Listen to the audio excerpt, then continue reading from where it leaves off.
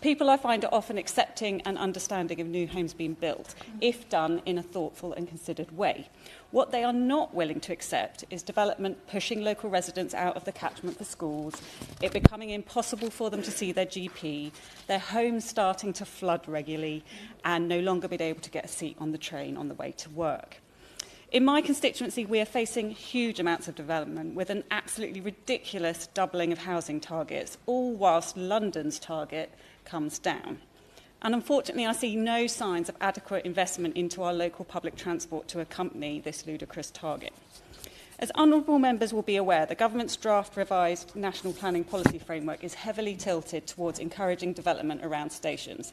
I understand the logic to this. If you want to reduce car dependency and create opportunity, you build near public transport. To maximise the use of existing infrastructure, you build in those more urban areas already well connected. If you want to protect high-quality greenbelt, you densify close to existing settlements. These are sensible propositions.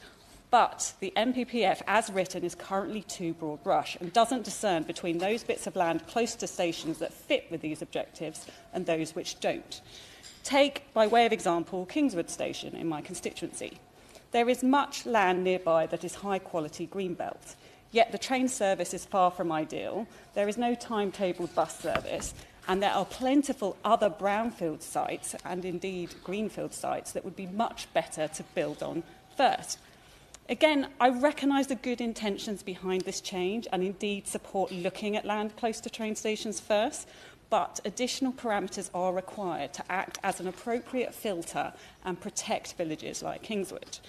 If the planning system is going to prioritise developments near stations above all other considerations, it must also be accompanied by extra investment and funding in transport capacity.